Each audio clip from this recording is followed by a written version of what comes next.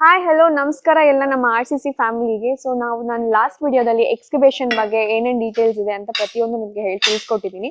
ಇವತ್ತು ನಾವು ಈ ವಿಡಿಯೋದಲ್ಲಿ ಮಾಸ್ ಎಕ್ಸ್ಕವೇಷನ್ ಬಗ್ಗೆ ತಿಳ್ಕೊಡ್ತೀವಿ. ಮಾಸ್ ಎಕ್ಸ್ಕವೇಷನ್ ಯಾವಾಗ ಮಾಡ್ತಾರೆ, ಹೇಗೆ ಮಾಡ್ತಾರೆ, ಯಾವ ಪ್ರೊಸೀಜರ್ ಇನ್ವಾಲ್ವ್ ಆಗಿದೆ ಅಂತ ಕಂಪ್ಲೀಟ್ ಡೀಟೇಲ್ ಆಗಿ ನಮ್ಮ RCC ಸೈಟ್ ಇಂಜಿನಿಯರ್ ಆನಂದ್ ಅಂತ ಇದ್ದಾರೆ, ಅವ್ರು ನಿಮಗೆ ಎಕ್ಸ್ಪ್ಲೇನ್ ಮಾಡ್ತಾರೆ. ಬನ್ನಿ ತಿಳ್ಕೊಳ್ಳೋಣ.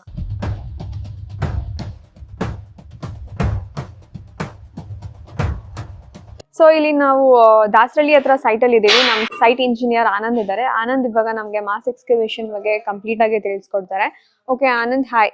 ಸೊ ಇಲ್ಲಿ ಮಾಸ್ ಎಕ್ಸ್ಕವೇಷನ್ ಮಾಡಿದೀರಾ, ಯಾವ ಪರ್ಪಸ್ ಮಾಡಿದೀರಾ, ಮಾಸ್ ಎಕ್ಸ್ಕವೇಷನ್ ಯಾವಾಗ ಮಾಡ್ತಾರೆ ಅಂತ ತಿಳ್ಕೊಬೋದಾ? ಇದು ಮಾಸ್ ಎಕ್ಸ್ಕವೇಷನ್ ಬಂದು ನಮಗೆ ಎರಡು ಪರ್ಪಸ್ ಮಾಡ್ತಾರೆ. ಒಂದು ಸಾಯಿಲ್ ಯೂಸ್ ಇದ್ದಾಗ ಮಾಸ್ ಎಕ್ಸ್ಕವೇಷನ್ ಮಾಡ್ತಾರೆ, ಬಲ್ಕ್ ಎಕ್ಸ್ಕವೇಷನ್ ಅಂತಾರೆ ಇದನ್ನ. ಇನ್ನೊಂದು ಕಾಲಮ್ ಡಿಸ್ಟೆನ್ಸ್ ನಮಗೆ ಲೆಸ್ ದೆನ್ 1 to 2 feet ಇದ್ದಾಗ ಮಾಸ್ ಎಕ್ಸ್ಕವೇಷನ್ ಮಾಡ್ತಾರೆ. ಯಾಕೆ ಲೆಸ್ ದೆನ್ 1 to 2 feet ಇದ್ದಾಗ ಯಾಕೆ ಮಾಸ್ ಎಕ್ಸ್ಕವೇಷನ್ ಮಾಡ್ತಾರೆ? ಅಂದ್ರೆ ಇವಾಗ ನಾವು ಅದು ಓಡಾಡ್ತೀವಲ್ಲ, ಕೊಲ್ಯಾಪ್ಸ್ ಆಗುತ್ತೆ ಸಾಯಿಲ್, ಇವಾಗ ಬಿದ್ದು ಕೆಳಗಡೆ ಮಣ್ಣು. ಓಕೆ, ಮಧ್ಯದಲ್ಲಿ ಜಾಗ ಸಿಗಲ್ಲ ಅಂತ ಹೇಳಿ ನಾವು ಕೊಲ್ಯಾಪ್ಸ್ ಆಗ್ಬಿಡತ್ತೆ ಅಲ್ಲಿ ಅಂತ ಹೇಳಿ ನಾವು ಮಾಸ್ ಎಕ್ಸ್ಕವೇಷನ್ ಮಾಡ್ತೀವಿ. ಓಕೆ, ವೈ ಸಾಯಿಲ್ ಲೂಸ್ ಇದ್ದಾಗ ಯಾಕೆ ಈ ಒಂದು ಪರ್ಟಿಕ್ಯುಲರ್ಲಿ ಮಾಸ್ ಎಕ್ಸ್ಕವೇಷನ್ ಮಾಡ್ತಾರೆ ಅಂತ ತಿಳ್ಕೊಬೋದಾ? ಮಾಸ್ ಎಕ್ಸ್ಕವೇಷನ್ ಸಾಯಿಲ್ ಲೂಸ್ ಇದ್ದಾಗ ಗ್ರೌಂಡ್ ಕ್ಲಿಯರೆನ್ಸ್ ಸಿಗುತ್ತೆ, ವರ್ಕ್ ಅಕ್ಯುರೇಟ್ ಆಗಿ ಬರುತ್ತೆ, ಫೂಟಿಂಗ್ ಸೈಜ್ ಅದೆಲ್ಲ ನಮಗೆ ಅಕ್ಯುರೇಟ್ ಆಗಿ ಸಿಗುತ್ತೆ. ಕಾಂಕ್ರೀಟ್ ಕ್ಯಾಸ್ಟಿಂಗ್ ಕ್ಲಿಯರ್ ಆಗುತ್ತೆ ಅಂತ ನಾವು ಫುಲ್ ಮಾಸ್ ಎಕ್ಸ್ಕವೇಷನ್ ಮಾಡ್ತೀವಿ. ಓಕೆ, ಲಿಸನ್, ಸಾಯಿಲ್ ನಮ್ಗೆ ಲೂಸ್ ಇದ್ದಾಗ ನಾವು ಮಾಸ್ ಎಕ್ಸ್ಕವೇಷನ್ ಮಾಡ್ತೀವಿ. ಯಾಕಂತಂದ್ರೆ ನಮ್ಮ soil first of all loose ಇರುತ್ತೆ. ನಾವು ಬೇಸ್ಮೆಂಟ್ ನ ಕರೆಕ್ಟ್ ಆಗಿ ಸ್ಟ್ರಾಂಗ್ ಆಗಿ ನಾವು ಪ್ಲೇಸ್ ಮಾಡ್ಕೊಳ್ಬೇಕು ಅಂತಾನೆ ನಾವು ಮಾಸ್ ಎಕ್ಸ್ಕವೇಷನ್ ಮಾಡಿ ಕಂಪ್ಲೀಟ್ ಆಗಿ PCC ಲೇಯರ್ ಎಲ್ಲ ಹಾಕಿ ಒಂದು ಸ್ಟ್ರಾಂಗ್ ಫೌಂಡೇಶನ್ ಫುಟಿಂಗ್ ಸಿಗ್ಬೇಕು ಅಂತ ಹೇಳಿ ನಾವು ಮಾಸ್ ಎಕ್ಸ್ಕವೇಷನ್ ಮಾಡ್ತೀವಿ. ಅಂಡ್ ಸೆಕೆಂಡ್ ಪಾಯಿಂಟ್, ಇವ್ರು ಹೇಳ್ತಿರೋ ಪ್ರಕಾರ ಸೈಟ್ ಇಫ್ ಇನ್ ಕೇಸ್ ಚಿಕ್ಕದಿತ್ತು and column to column position, footing to footing position ಏನಾದ್ರು ಮಧ್ಯದಲ್ಲಿ ಕಡಿಮೆ ಅಂದ್ರೆ 1 to 2 feet ಅಷ್ಟು ಕಡಿಮೆ ಸಿಕ್ತು ಅಂತ ಅಂದ್ರೆ ಒಬ್ರು ಅದನ್ನ ನಡೆಯಕ್ ಆಗಲ್ಲ. ಸೊ ದಟ್ ಏನಾಗುತ್ತೆ, ಅದು ಕೊಲ್ಯಾಪ್ಸ್ ಆಗೋ ಚಾನ್ಸಸ್ ಇರುತ್ತೆ ಅಂತ ಹೇಳಿ ನಾವು ಇಲ್ಲಿ ಮಾಸ್ ಎಕ್ಸ್ಕವೇಷನ್ ಮಾಡ್ತೀವಿ. ಅಂಡ್ ಈ ಸೈಟ್ ಅಲ್ಲಿ ನಮ್ಗೆ ಯಾವ ಸಾಯಿಲ್ ಸಿಕ್ಕಿದೆ ಅಕಾರ್ಡಿಂಗ್ ಟು ಟೆಸ್ಟಿಂಗ್ ಅಂತ ತಿಳ್ಕೊಬೋದಾ? ರೆಡ್ ಸಾಯಿಲ್ ಸಿಕ್ಕಿದೆ ಮೇಡಮ್, ಇದು ರೆಡ್ ಸಾಯಿಲ್. ಓಕೆ, ಲಿಸನ್, ಇದರಲ್ಲಿ ರೆಡ್ ಸಾಯಿಲ್ ಸಿಕ್ಕಿದೆ ಅಂತಂದ್ರೆ ಸ್ಟ್ರಾಂಗ್ ಸಾಯಿಲ್ ಸಿಕ್ಕಿದೆ. ಸೊ ಸ್ಟ್ರಾಂಗ್ ಸಾಯಿಲ್ ಸಿಕ್ಕಿದ್ರು ಕೂಡ ಇಲ್ಲಿ ಮಾಸ್ ಎಕ್ಸ್ಕವೇಷನ್ ಮಾಡಿದ್ದಾರೆ. ದ ರೀಸನ್ ಇಸ್ ಇಲ್ಲಿ ಫುಟಿಂಗ್ ಟು ಫುಟಿಂಗ್ ಏನಾಗಿದೆ, ಸ್ವಲ್ಪ ಗ್ಯಾಪ್ ಕಡಿಮೆ ಇದೆ ಅನ್ನೋ ರೀಸನ್ಗೆ, ಕರೆಕ್ಟ್ ಅಲ್ವಾ? ಕಾಲಮ್ ಟು ಕಾಲಮ್ ಡಿಸ್ಟೆನ್ಸ್ ಬಂದ್ಬಿಟ್ಟು ಕಡಿಮೆ ಇದೆ ಅನ್ನೋ ಒಂದು ರೀಸನ್ಗೆ ನಾವು ಇಲ್ಲಿ ಮಾಸ್ ಎಕ್ಸ್ಕವೇಷನ್ ಮಾಡಿದೀವಿ. ಓಕೆ, ಸೊ ಮಾಸ್ ಎಕ್ಸ್ಕವೇಷನ್ ಮಾಡಿದ್ಮೇಲೆ ಪ್ರೊಸೀಜರ್ ಏನಿದೆ, ಅದಾದ್ಮೇಲೆ ಏನ್ ಮಾಡ್ತೀರಾ ಇಲ್ಲಿ? ಮಾಸ್ ಎಕ್ಸ್ಕವೇಷನ್ ಆದ್ಮೇಲೆ ಕಾಲಮ್ ಮಾರ್ಕ್ ಮಾಡ್ಕೊಂತೀವಿ. ಓಕೆ, ಇದು ಲೇಯರ್ ಏನೋ ಆಗಿದೆ, ಕಾಂಕ್ರೀಟ್ ಹಾಕಿದಿರಲ್ಲ? PCC ಮಾಡ್ಕೊಂತೀವಿ. ಓಕೆ, PCC ಮಾಡ್ತೀರಾ ಕಂಪ್ಲೀಟ್ ಆಗಿ 1 round PCC ಮಾಡ್ಕೊಳ್ತೀವಿ. PCC ಮಾಡ್ಕೊಂತೀವಿ, 40 mm ಜೆಲ್ಲಿ ಮತ್ತೆ ಸ್ಯಾಂಡ್ ಸಿಮೆಂಟ್ ಹಾಕಿ PCC ಮಾಡ್ಕೊಂತೀವಿ. ಓಕೆ, PCC ಮಾಡ್ಕೊಂಡಾದ್ಮೇಲೆ ನಾವು ಕಾಲಮ್ ಮಾರ್ಕ್ ಮಾಡ್ಕೊಂತೀವಿ. ಓಕೆ, ಆಮೇಲೆ ಅದಾದ್ಮೇಲೆ ಫೂಟಿಂಗ್ ರೆನ್ಫೋರ್ಸ್ಮೆಂಟ್ ಮಾಡ್ತೀವಿ. ಓಕೆ, ಫೂಟಿಂಗ್ ರೆನ್ಫೋರ್ಸ್ಮೆಂಟ್ ಅಲ್ಲಿ ಇದು ಎಸೆಂಟ್ರಿಕ್ ಫೂಟಿಂಗ್ ಬಂದಿದೆ ಎಲ್ಲ ಡಿಸೈನ್ ಕೊಟ್ಟಿರೋ ಪ್ರಕಾರ. ಇದು ಎಸೆಂಟ್ರಿಕ್ ಮ್ಯಾಟ್ ಓಪನ್ ಮಾಡಿ. ಓಕೆ, ಸೊ ನಾವು ಆಲ್ರೆಡಿ ಇಲ್ಲಿ ಮಾರ್ಕಿಂಗ್ ಮಾಡ್ಕೊಂಡಿದೀವಿ, ಫಿಟ್ಟಿಂಗ್ ಮಾರ್ಕಿಂಗ್ ಮಾಡ್ಕೊಂಡಿದೀವಿ. ಅಂಡ್ ಇಲ್ಲಿ ನಾವು ಯಾವ ಸ್ಟೀಲ್ ಯೂಸ್ ಮಾಡ್ತಾ ಇದೀವಿ? MM. ಇದು ಡಯಾಮೀಟರ್ 12 to 10 ಯೂಸ್ ಮಾಡ್ತೀವಿ. ಓಕೆ, ಎಲ್ಲಾ ಕಡೆನೂ ಪರ್ಟಿಕ್ಯುಲರ್ಲಿ ಇದೆ 12 and 10 ಯೂಸ್ ಮಾಡ್ತಾ. ಅಂಡ್ ಪಿಟ್ ಎಕ್ಸ್ಕವೇಷನ್ ಮಾಡುವಾಗ ಯಾವ್ದು ಯೂಸ್ ಮಾಡ್ತಾರೆ? ಎಕ್ಸ್ಕವೇಷನ್ ಇದೆ, ಇದು ಫೂಟಿಂಗ್ ರೆನ್ಫೋರ್ಸ್ಮೆಂಟ್ ಅಷ್ಟೇ ನಾವು ಸ್ಟೀಲ್ ಯೂಸ್ ಮಾಡೋದು. ಎಕ್ಸ್ಕವೇಷನ್ ಮಾಡಿರ್ತಾರಲ್ಲ, ಆ ಪಿಟ್ ಎಕ್ಸ್ಕವೇಷನ್ ಮಾಡಿದಾಗ ನಾವು 10 and 12 mm ಇದು ಸ್ಟೀಲ್ ಯೂಸ್ ಮಾಡ್ತೀವಿ ಅಥವಾ ಅದಕ್ಕಿಂತ ಜಾಸ್ತಿ ಯೂಸ್ ಮಾಡ್ತೀವಿ? ಡಿಫರೆಂಟ್ ಬಿಲ್ಡಿಂಗ್ ಡಿಫರೆಂಟ್ ಯೂಸ್ ಮಾಡ್ತೀವಿ. ಹೈ ರೈಸ್ ಬಿಲ್ಡಿಂಗ್ ಎಲ್ಲ ನಾವು ಜಾಸ್ತಿ ಡಯಾಮೀಟರ್ ಯೂಸ್ ಮಾಡ್ತೀವಿ.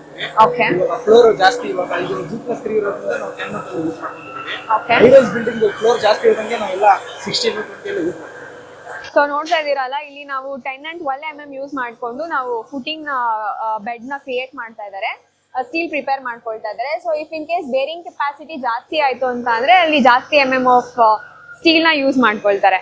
ಓಕೆ ಸರ್, ಇವಾಗ ಏನು ಕಾಲಮ್ ಮಾರ್ಕ್ ಮಾಡಿದ್ದಾರೆ, ಇದು ಸ್ಟೀಲ್ ಆಗಿದ್ಮೇಲೆ ಇನ್ನೊಂದು ಲೇಯರ್ ಆಫ್ ಸ್ಟೀಲ್ ಬರುತ್ತಾ? ಬೇಸ್ಮೆಂಟ್ ಡಬಲ್ ಮ್ಯಾಟ್ ಬರುತ್ತೆ. ಕಾಲಮ್ ಪೊಸಿಷನ್ ಎಲ್ಲ ಸ್ಟ್ಯಾಂಡ್ ಆದ್ಮೇಲೆ ಡಬಲ್ ಮ್ಯಾಟ್ ಕೊಡ್ತೀವಿ. ಎಸೆಂಟ್ರಿಕ್ ಫುಟಿಂಗ್ ಅಂದ್ರೆ ಏನಂತ ಎಕ್ಸ್ಪ್ಲೇನ್ ಮಾಡ್ಬೋದಾ?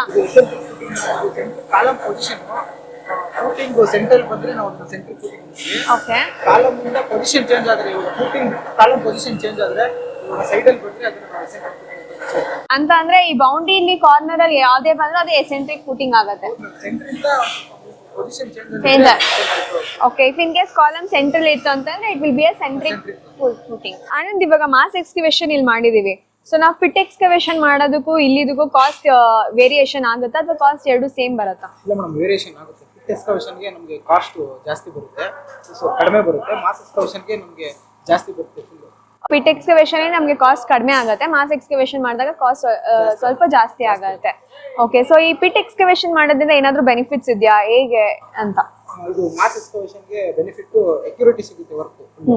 ಇವಾಗ ಫೂಟಿಂಗ್ ಸೈಜ್ ನಮಗೆ ಅಕ್ಯುರೇಷನ್ ಇರುತ್ತೆ, ಮತ್ತೆ ಕಾಲಮ್ ಎಲ್ಲ ಪೊಸಿಷನ್ ಎಲ್ಲ ಕರೆಕ್ಟ್ ಆಗಿರುತ್ತೆ, ಮತ್ತೆ ವರ್ಕ್ ಫಾಸ್ಟ್ ಆಗಿ ಮೂವ್ ಆಗುತ್ತೆ. ಓಕೆ, ಸೊ ನಾವು ಇದು ಮಾಸ್ ಎಕ್ಸ್ಕವೇಷನ್ ಮಾಡೋದ್ರಿಂದ ಒಂದು ಅಡ್ವಾಂಟೇಜ್ ಏನಂತ ಅಂದ್ರೆ ನಮಗೆ ಕರೆಕ್ಟ್ ಆಗಿ ಪ್ರಿಸೈಸ್ ಆಗಿ ಇಷ್ಟೇ ಸೈಜ್ ಇಷ್ಟೇ ಮೆಷರ್ಮೆಂಟ್ ಅಂತ ಸಿಗುತ್ತೆ, ಅಕ್ಯುರೇಟ್ ವರ್ಕ್ ಇರುತ್ತೆ. ಓಕೆ, ನೀವು ವೆದರ್ ನೋಡ್ತಾ ಇದ್ರೆ ಇವಾಗ ಸ್ವಲ್ಪ ಚಿಲ್ಲಿಂಗ್ ವೆದರ್ ಇದೆ. ಇಫ್ ಇನ್ ಕೇಸ್ ಇವಾಗ ಜೋರಾಗಿ ಮಳೆ ಬಂತು ಅಂತ ಅಂದ್ರೆ ಏನ್ ಮಾಡ್ತೀರಾ, ಏನ್ ಪ್ರಿಕಾಷನ್ಸ್ ಇದೆ, ಏನ್ ಸ್ಟೆಪ್ ತಗೊಳ್ತೀರಾ ನೀವು? ಅದೇ ವೆದರ್ ರಿಪೋರ್ಟ್ ನೋಡ್ಕೊಂಡು ನಾವು ವರ್ಕ್ ಕ್ಯಾರಿ ಓವರ್ ಮಾಡ್ತೀವಿ. ಇವಾಗ ಮಳೆ ನೋಡ್ಕೊಂಡು ಇವಾಗ ಮಳೆ ಬರಂಗಿದ್ರೆ ನಾವು ವರ್ಕ್ ಸ್ಟಾಪ್ ಮಾಡಿ ನೆಕ್ಸ್ಟ್ ಡೇಗೆ ಶೆಡ್ಯೂಲ್ ಮಾಡ್ಕೊಂತೀವಿ. ಏನಾದ್ರೂ ನಾವು ವರ್ಕ್ ಮಾಡ್ಬೇಕಾದ್ರೆ ಮಳೆ ಬಂದ್ರೆ ನಾವು ಅದನ್ನ ಸ್ಟಾಪ್ ಮಾಡಿ ಡಿವಾಟರಿಂಗ್ ಮಾಡ್ಬಿಟ್ಟು ಆಮೇಲೆ ವರ್ಕ್ ಕಂಟಿನ್ಯೂ ಮಾಡ್ತೀವಿ. ಇನ್ನೊಂದು ನಾವು IS ಪ್ರಕಾರ ವೆದರ್ ಮೇಲೆ 25 ಡಿಗ್ರಿ ಸೆಲ್ಸಿಯಸ್ ನೋಡ್ಕೊಂಡು ಆಮೇಲೆ ಏನೋ ಜಾಸ್ತಿ ಇದ್ರೆ ನಾವು ವರ್ಕ್ ಸ್ಟಾಪ್ ಮಾಡಿ ನೆಕ್ಸ್ಟ್ ಡೇಗೆ ಶೆಡ್ಯೂಲ್ ಮಾಡ್ಕೊಂತೀವಿ. ಸೊ ಓಕೆ, ನಾವು RCC ಅಲ್ಲಿ ನಾವು ವೆದರ್ ಫೋಕಸ್ ನೋಡ್ಕೊಂಡು ನಾವು ವರ್ಕ್ ನ ಪ್ರೊಸೀಡ್ ಮಾಡ್ತೀವಲ್ವಾ? ಓಕೆ, ಈ ಸೈಟ್ ಡೈಮೆನ್ಷನ್ ಏನಿದೆ ಅಂತ ತಿಳ್ಕೊಬೋದಾ? 15x40 ಇದೆ. So according to the soil testing ನಾವು ಎಷ್ಟು ಡೀಪ್ಗೆ ನಾವು ಎಕ್ಸ್ಕವೇಷನ್ ಮಾಡಿದೀವಿ? 5.5 ಫೀಟ್ಗೆ ಎಕ್ಸ್ಕವೇಷನ್ ಮಾಡಿದ್ವಿ. 5.5 ಸಾಯಿಲ್ ಬಂದಿದೆ, ಆರ್ಡನ್ ಇರೋದ್ರಿಂದ 5.5 ಫೀಟ್ಗೆ ಮಾಡಿದ್ವಿ. ಓಕೆ, ಕಾಲಮ್ ಡಿಸ್ಟೆನ್ಸ್ ಕಡಿಮೆ ಇರೋದ್ರಿಂದ ಮಾಸ್ ಎಕ್ಸ್ಕವೇಷನ್ ಮಾಡಿದ್ವಿ. ಓಕೆ, ಇವಾಗ ನಾವು ಇಲ್ಲಿ ಫುಟಿಂಗ್ ಪ್ಲೇಸ್ಮೆಂಟ್ ಮಾಡ್ತಿದೀವಲ್ಲ, ಅಂದ್ರೆ ರೆಡಿ ಮಾಡ್ಕೊಳ್ತಾ ಇದೀವಿ. ಇದು ರೆಡಿ ಮಾಡ್ಕೊಂಡ್ಮೇಲೆ ನೆಕ್ಸ್ಟ್ ಪ್ರೊಸೀಜರ್ ಏನಿದೆ?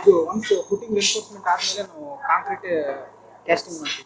ಓಕೆ, ಕಾಂಕ್ರೀಟ್ ಕಾಸ್ಟಿಂಗ್ ನೀವು RMC ಅಲ್ಲಿ ಮಾಡ್ತೀರಾ, ಮ್ಯಾನ್ಯುವಲ್ ಮಾಡ್ತೀರಾ? So depend upon client. Client manual ಅಂದ್ರೆ ಮ್ಯಾನ್ಯುವಲ್ ಮಾಡ್ಕೊಂತೀವಿ, RMC ಅಂದ್ರೆ RMC ಮಾಡ್ಕೊಂತೀವಿ. Okay, client as per client requirement. Okay, so ಇದಾದ್ಮೇಲೆ ನೆಕ್ಸ್ಟ್ ಇದು ಬಂದ್ಬಿಟ್ಟು ಕಾಂಕ್ರೀಟ್ ಮಾಡ್ಕೊಳ್ತೀರಾ. ಕಾಂಕ್ರೀಟ್ ಕಾಸ್ಟ್ ಮಾಡಿದ್ಮೇಲೆ ನೆಕ್ಸ್ಟ್ ಪ್ರೊಸೀಜರ್ ಏನಿದೆ, ಕ್ಯೂರಿಂಗ್ ಮಾಡ್ಕೊಳ್ತೀರಾ. ಕ್ಯೂರಿಂಗ್ ಮಾಡ್ಕೊಂತೀವಿ. ಕ್ಯೂರಿಂಗ್ ಆದ್ಮೇಲೆ ಬ್ಯಾಕ್ ಫಿಲ್ ಮಾಡ್ತೀವಿ. Back fill if in case like ಇದು ಎಲ್ಲಿ ಇಲ್ಲಿಂದ ಎಕ್ಸ್ಕವೇಷನ್ ಮಾಡಿರೋದನ್ನ ಎಲ್ಲಿ ಸ್ಟೋರ್ ಮಾಡ್ತೀರಾ ನೀವು? ಡಿಸ್ಪೋಸಲ್ ಸೈಟ್ ಬೇರೆ ಇರುತ್ತೆ, ಓಕೆ, ಅಲ್ಲಿಂದ ನಾವು ಅರ್ತ್ ಮೂವರ್ಸ್ ಯೂಸ್ ಮಾಡ್ಕೊಂಡು ಬ್ಯಾಕ್ ಫಿಲ್ ಮಾಡ್ಕೊಳ್ತೀರಾ. ಬ್ಯಾಕ್ ಫಿಲ್ ಮಾಡಿದ್ಮೇಲೂ ಕೂಡ ಲೈಕ್ ನಾವು ಏನಾದ್ರು ಕ್ಯೂರಿಂಗ್ ಪ್ರಾಸೆಸ್ ಏನಾದ್ರು ಇರುತ್ತಾ? ಅದೇ ಮೇಡಮ್, ಬ್ಯಾಕ್ ಫಿಲ್ ಆದ್ಮೇಲೆ ನಾವು 3 ಡೇಸ್ ಸಾಯಿಲ್ ಕಾನ್ಸಂಟ್ರೇಷನ್ ಮಾಡ್ತೀವಿ. ಓಕೆ, ನೀರು ಬಿಟ್ಟು ಒಂದು ವಾರ ಹಂಗೆ ನೀರು ಸಾಯಿಲ್ ಎಲ್ಲ ಕೆಳಗಡೆ ಇದು ಆಗಲಿ ಅಂತ ನಾವು ನೀರು ಬಿಡ್ತೀವಿ. ನೀರು ಬಿಟ್ಟು ಒಂದು ವಾರ ಪ್ರಾಸೆಸ್ ಹಂಗೆ ಇರುತ್ತೆ, ಅದು ಡ್ರೈ ಆಗೋವರೆಗೂ. ಆಮೇಲೆ ಫರ್ದರ್ ಪಾಯ ಕೆಲಸ ಎಲ್ಲ. Okay, thank you so much for the information. So ನೋಡಿದ್ರಲ್ಲ, ಇದಿಷ್ಟು ಮಾಸ್ ಎಕ್ಸ್ಕವೇಷನ್ ಬಗ್ಗೆ ಆಗಿತ್ತು. ನಮಗೆ ಕಂಪ್ಲೀಟ್ ಡೀಟೇಲ್ಸ್ ಆನಂದ್ ತಿಳಿಸ್ಕೊಟ್ರು. ಮಾಸ್ ಎಕ್ಸ್ಕವೇಷನ್ ಯಾವಾಗ ಮಾಡ್ತಾರೆ ಅಂತ ಅಂದ್ರೆ ಒಂದು ಸಾಯಿಲ್ ಲೂಸ್ ಇದ್ದಾಗ. ಸೊ ನಾವು ಸಾಯಿಲ್ ಲೂಸ್ ಇದೆಯಾ ಇಲ್ವಾ ಅಂತ ಅಂದ್ರೆ ನಮ್ಮ ಸಾಯಿಲ್ ಟೆಸ್ಟಿಂಗ್ ಕಂಪಲ್ಸರಿ ನಾವು ಮಾಡಿಸ್ಲೇಬೇಕು. ಬೇಸ್ಡ್ ಆನ್ ದಿಸ್ ನಾವು ಏನು ಪಿಟ್ ಎಕ್ಸ್ಕವೇಷನ್ ಮಾಡಬೇಕಾ ಇಲ್ಲ ಅಂತ ಮಾಸ್ ಎಕ್ಸ್ಕವೇಷನ್ ಮಾಡಬೇಕಾ ಅಂತ ಗೊತ್ತಾಗುತ್ತೆ. ಸೆಕೆಂಡ್ ಬಂದ್ಬಿಟ್ಟು ನಮಗೆ ಸೈಟ್ ತುಂಬಾ ಚಿಕ್ಕದಿತ್ತು, ನಮಗೆ ಕಾಲಮ್ ಟು ಕಾಲಮ್ ಪೊಸಿಷನ್ ಸ್ವಲ್ಪ ಕಡಿಮೆ ಸಿಗ್ತಾ ಇದೆ, ಅದು ಮೋಸ್ಟ್ಲಿ ಕೊಲಾಪ್ಸ್ ಆಗ್ಬೋದು ಅಂತ ಏನಾದ್ರು ಚಾನ್ಸಸ್ ಇತ್ತು ಅಂತಂದ್ರೆ ನಾವು ಮಾಸ್ ಎಕ್ಸ್ಕವೇಷನ್ಗೆ ಹೋಗ್ತೀವಿ. ಪಿಟ್ ಎಕ್ಸ್ಕವೇಷನ್ ಅಂಡ್ ಮಾಸ್ ಎಕ್ಸ್ಕವೇಷನ್ಗೆ ಕಂಪೇರ್ ಮಾಡಿದ್ರೆ ನಮಗೆ ಮಾಸ್ ಎಕ್ಸ್ಕವೇಷನ್ ಅಲ್ಲಿ ಕಾಸ್ಟ್ ಸ್ವಲ್ಪ ಜಾಸ್ತಿ ಆಗುತ್ತೆ. ಅಂಡ್ ಬಟ್ ಇದರಲ್ಲಿ ಏನು ಅಡ್ವಾಂಟೇಜ್ ಆಗುತ್ತೆ ಅಂತ ಅಂದ್ರೆ ನಮಗೆ ಪ್ರಿಸೈಸ್ ಆಗಿ ಮೆಷರ್ಮೆಂಟ್ ಸಿಗುತ್ತೆ ಅಂಡ್ ವರ್ಕ್ ಪ್ರೋಗ್ರೆಸ್ ಸ್ಮೂತ್ ಆಗಿ ಅಂಡ್ ಫಾಸ್ಟ್ ಆಗಿ ಆಗುತ್ತೆ ಅಂತ ಹೇಳ್ತಾ. ಅಂಡ್ ಇದೇ ತರ ನಿಮ್ ಕನ್ಸಿನ ಮನೆ ಕಟ್ಸ್ಕೊಳ್ಬೇಕಾದ್ರೆ ಇದೇ ತರ ಇನ್ಫಾರ್ಮೇಶನ್ಸ್ ನ ಪ್ರತಿಯೊಂದು ನಾವು ನಿಮ್ಗೆ ಅಪ್ಡೇಟ್ ಮಾಡ್ತಾ ಹೋಗ್ತೀವಿ. Until then don't forget to follow RCC page and don't forget to subscribe us. Thank you.